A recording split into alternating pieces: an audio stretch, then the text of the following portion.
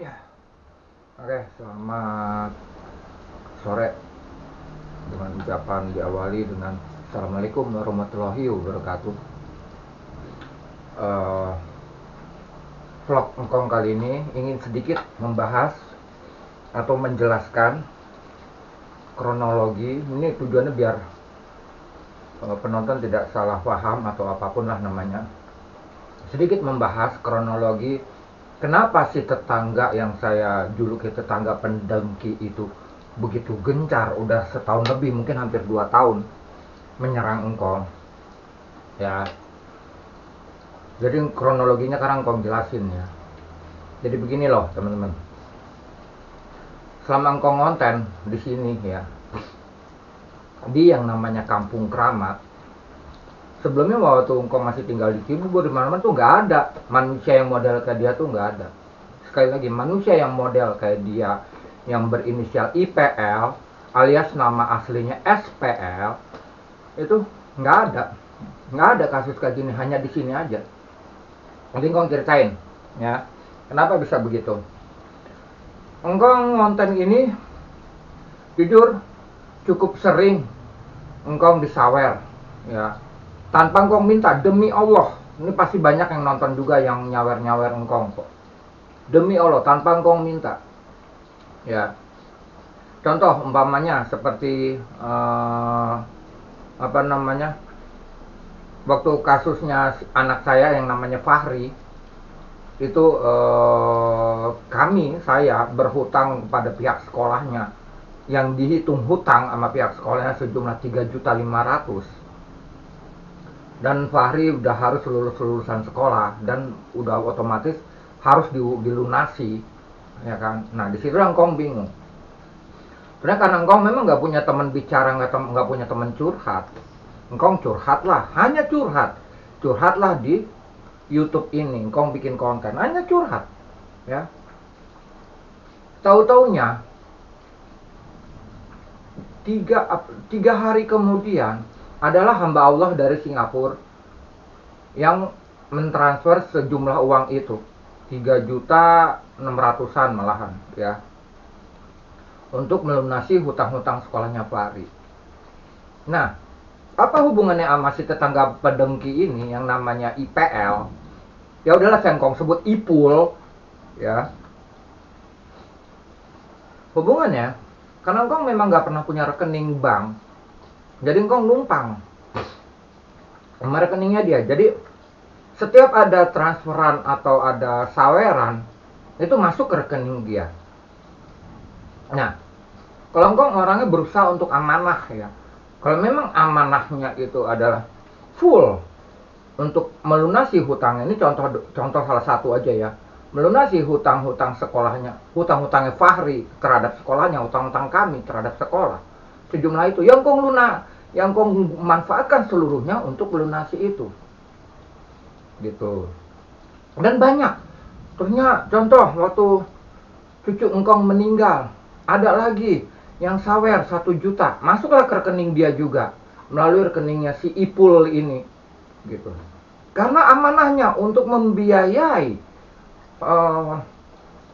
pemakaman cucu engkong, ya full uang 1 juta itu engkong gunakan juga untuk membiayai biaya pemakaman cucu engkong. Tapi faktanya dia, ini banyak ya, belum saweran-saweran lain ya. Itu yang jelas engkong hanya curhat, tidak minta ya. Boleh tanya, pasti penonton juga banyak kok. Yang nonton engkong ini, yang nyawer itu banyak pasti ya. Engkong hanya curhat, bukan engkong ngemis-ngemis minta. Faktanya dia memang dasarnya pendengki, iri hati segala macam, dan mengharapkan uang itu melebihi daripada yang semestinya. Katakanlah 50%-nya diharapin tuh duit. Setiap ada transferan masuk diharap tuh ya duitnya sama dia. Ya kalau engkong yang nggak kasih lah. Orang tergantung amanahnya kok gitu. Kalau amanahnya dari si penyawer adalah untuk melunasi utang sekolahnya ke Fahri, utang-utangnya Fahri ke sekolah, yang engkong lunasi ke sana. Kalau amanahnya untuk membiayai pemakaman cucu engkong, ya engkong izin ke biaya pemakaman cucu engkong. Gitu, bukan untuk dibagi-bagi ke dia. Toh dia juga, ya secara otomatis dia minta 5.000 setiap ada saweran. Walaupun ada saweran cuma 25.000, masuk aja dipotong sama dia 5.000. Padahal lucunya apa? Ya. Dia ngambil uangnya itu dari warungnya. Bukan dia ngambil dari ATM, otomatis nggak ada dong biaya ADM, biaya administrasi. Gitu loh. Ya, asal teman tahu. Biar tahu aja penonton. Nggak ada. Itu nggak ada potongan administrasi, tapi secara otomatis sama dia selalu dipotong. Walaupun ada saweran cuma 25.000, 20.000, sama dia langsung dipotong 5.000. Padahal uangnya itu dia nyomotnya dari warungnya. Dia nyomot, bukan dia ngambil ke ATM. Enggak, dia ngambil dari warungnya. Nah, yang uang sawerannya itu masuk ke rekeningnya dia. Nggak dikotak-katik. Jadi rekening dia full, makin banyak makin banyak. Poinnya dia seperti itu. Dia iri hati, makanya engkong itu si Ipul ini, engkong itu si pendengki, iri hati. Karena itu dia berharap, dia minta. Ya, bagian gua mana? Kayak gitu. Gila kan tuh orang. Gila. Ini orang gila udah. Jadi itu kronologinya ya. Nah, setelah akhirnya ini orang ini makin gila ya. Kau laporkan ke RT ke RW. Udah sempat disidang nggak ngaku. Nah, kalau dia gentle dia ngaku. Karena dia banci. Dia uper, dia nggak pernah bergaul, dan seluruh lingkungan ini udah tahu siapa dia kok. Kelakuannya dia tuh udah tahu seluruh lingkungan ini. Yang jelas ya lingkungan RT semua tuh tahu kalau dia penjudi.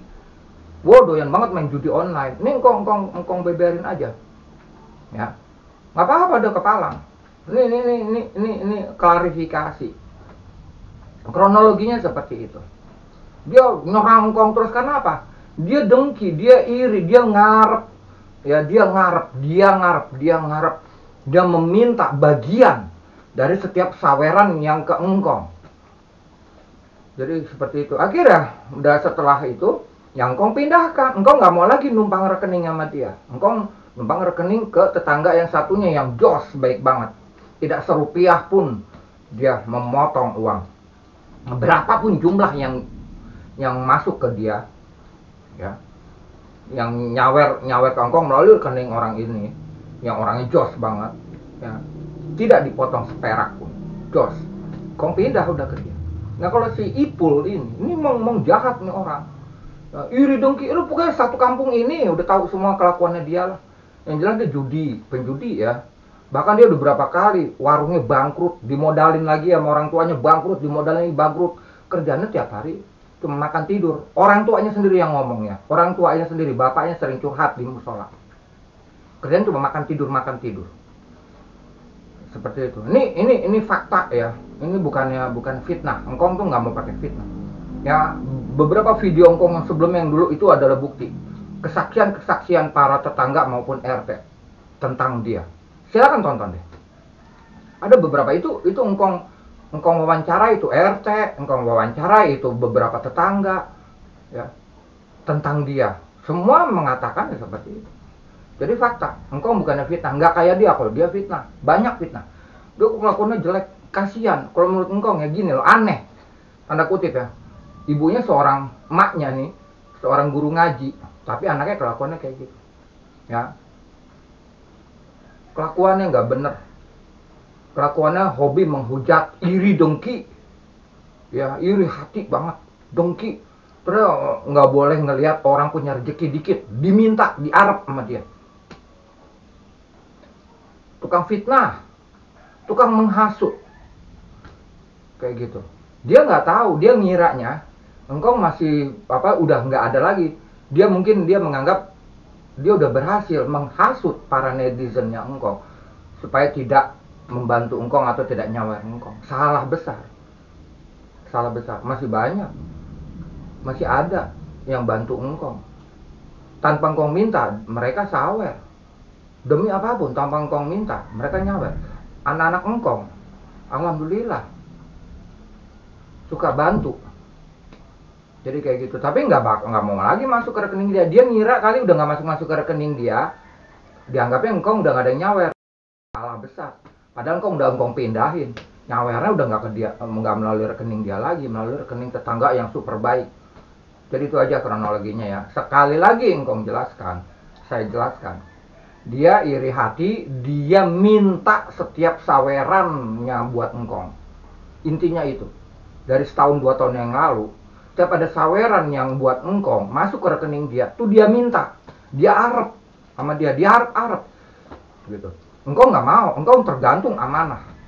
Kalau amanahnya memang tadi udah engkong sebutkan, ya benar-benar full akan engkong arahkan, alirkan ke amanahnya itu. Jadi gitu aja untuk teman-teman semua, untuk penonton sekalian biar tahu aja, itulah kelakuan si tetangga pendengki. Ya, poinnya dia tuh emang iri hati. Dia tuh nggak boleh ngelihat tetangga atau siapapun bahagia, senang. Dia tuh selalu ngarep. Ya.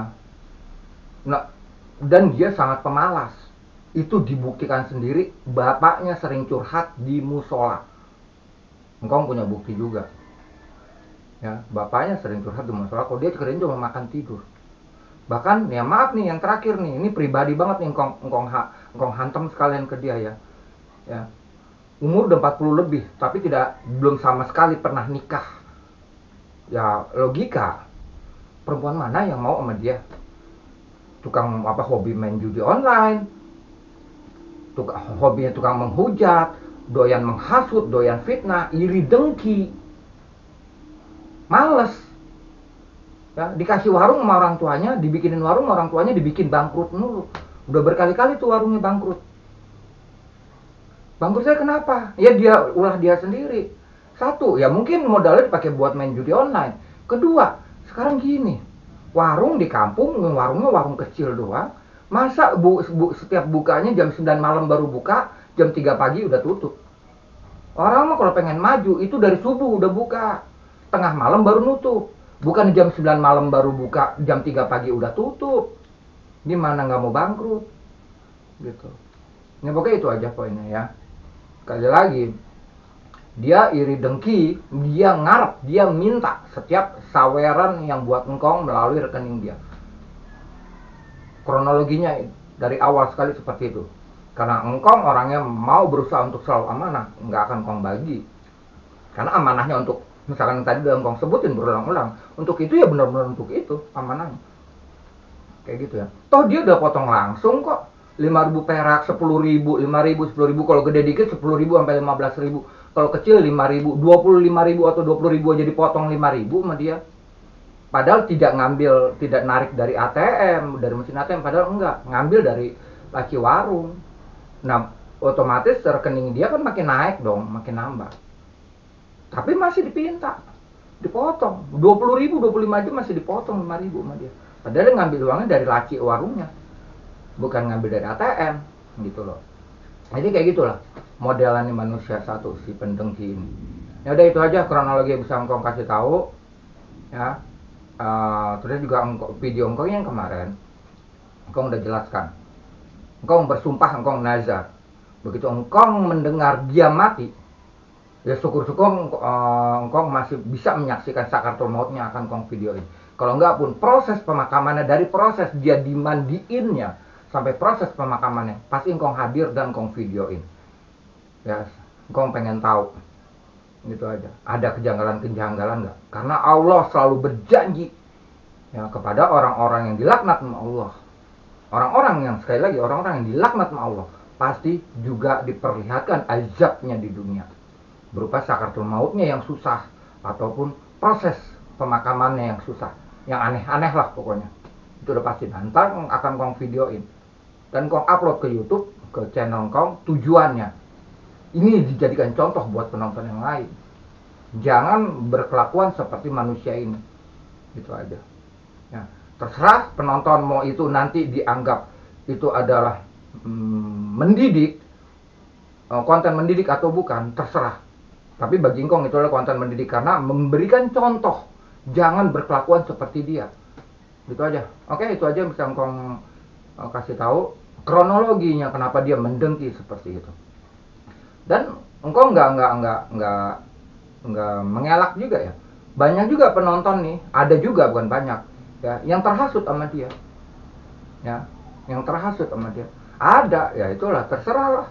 Kalau terhasut sama dia, ya silakan, nanti satu neraka sama dia kok. Ya, satu neraka. Itu aja. Ya udah jelas salah, masih diikutin.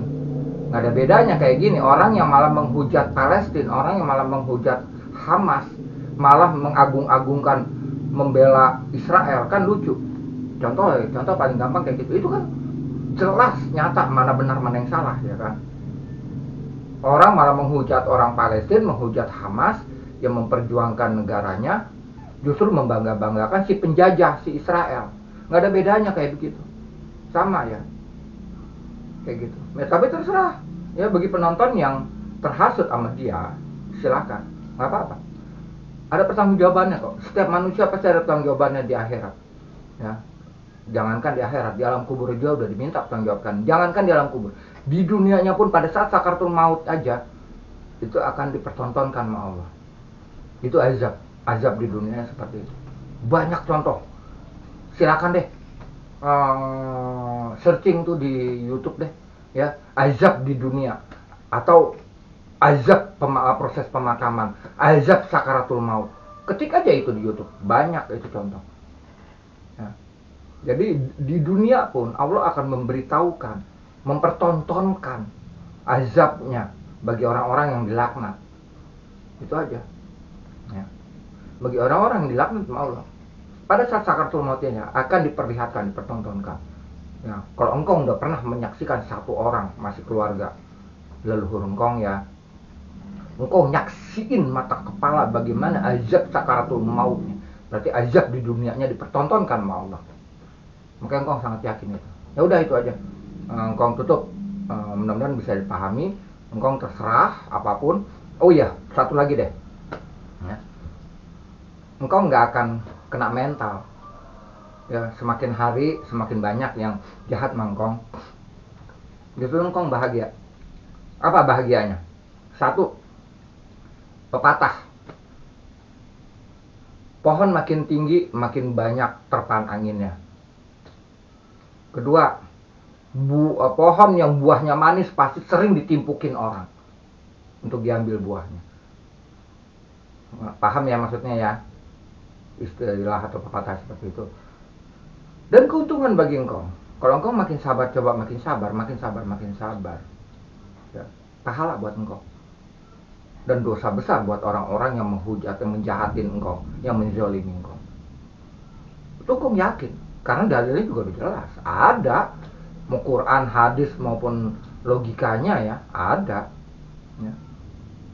Pahala akan makin bertambah engkau. Makin banyak orang yang ngejahatin engkau. Alhamdulillah. Paling tidak, dosa-dosa engkau di dunia ini dihisap sama Allah. Melalui ujian-ujian atau hina-hina.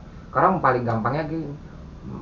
Nabi dan Rasul sekalipun aja semasa hidupnya selalu dikasih ujian, selalu disakitin sama orang. Mau nabi siapa kek sebutin deh, selalu dihujat, disakitin sama orang, dizolimi sama umatnya. Kayak gitu, apalagi cuma engkau yang manusia biasa. Itu aja. Itulah, makanya engkau nggak akan kena mental. Ya, insya Allah engkau nggak akan kena mental. Malah engkau malah bahagia. Kalau banyak yang menjahatin engkau, yang zolim engkau bahagia. Itu aja yang bisa engkau katakan. Engkau tutup sekali lagi dengan selamat sore, wabillahi taufiq wal hidayah. Wassalamualaikum warahmatullahi wabarakatuh.